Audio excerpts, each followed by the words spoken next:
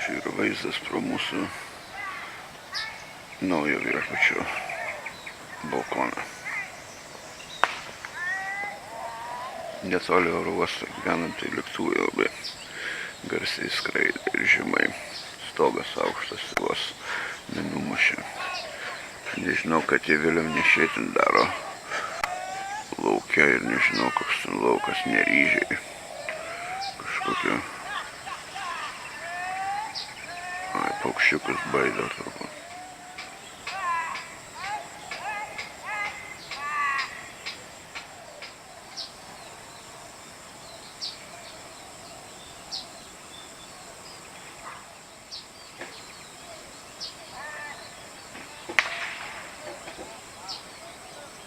Mūsų kiemas, apačioje ten virtuvė, vakar išsiprašiau virdulio, tai makaronų išsivirėm.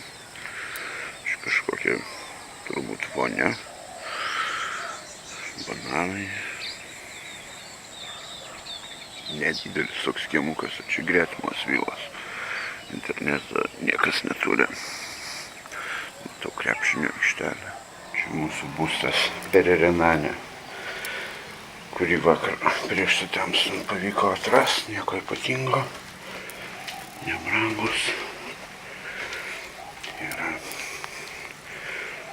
atributai, visokių dviračius palikom čia kieme.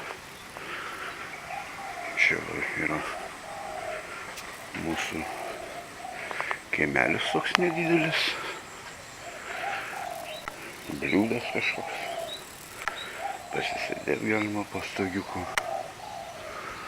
Mūsų antras aukštas, ten gyvenam balkonas.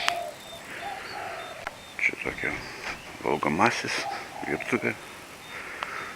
Dabar kaip tik verdu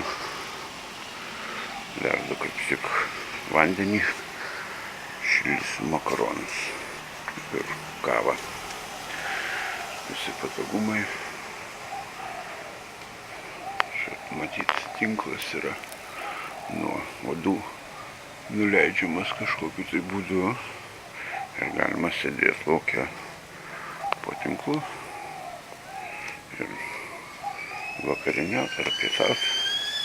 O kaip tik užvirė mano vandenukas. Mūsų kambarėlio vidus.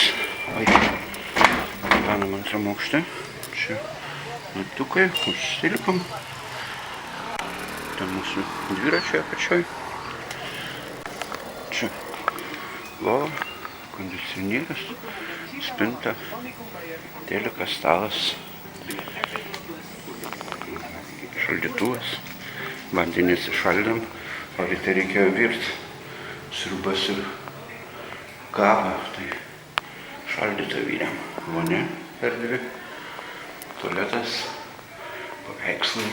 Pusės lempučių nėra, vanduo teka, bet visai nieko. Už tokią kainą tai visai geras kambarys.